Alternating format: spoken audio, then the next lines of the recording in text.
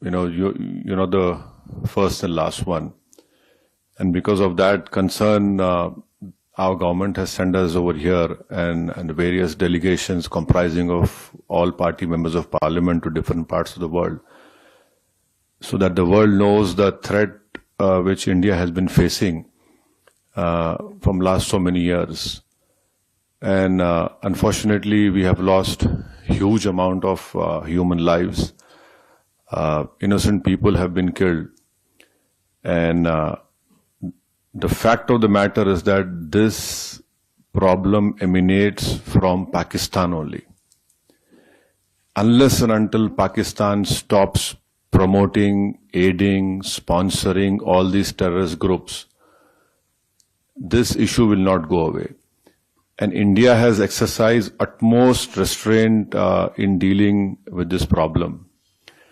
Because if you see on the 9th or 10th of May, when Pakistan unleashed whatever it had, no amount of damage happened in the mainland India. Yes, in the Poonch area, we know what has happened. But the air defense system,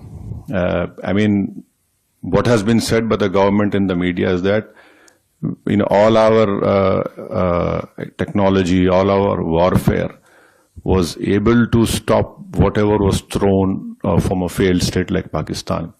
You're absolutely right, a bomb blast took place in Rameshwaram. Those culprits have been caught.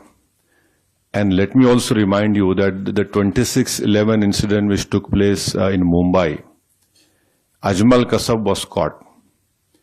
Ajmal Kasab was given all the due process of the law, wherein Ajmal Kasab went through all the legal process of our country, and ultimately the court gave him the punishment.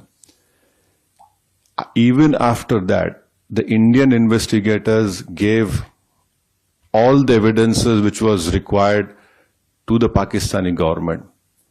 They had given proofs, audio recordings, and can you believe at that time when this 26/11 incident took place, the Pakistan foreign minister was in India.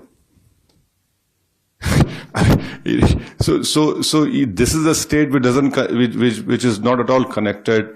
It is not at all concerned about the safety and what the message that goes out. But unfortunately, because of Pakistan's intransigence, that trial didn't go further up. But when Bahrain was heading the FATF committee and Pakistan was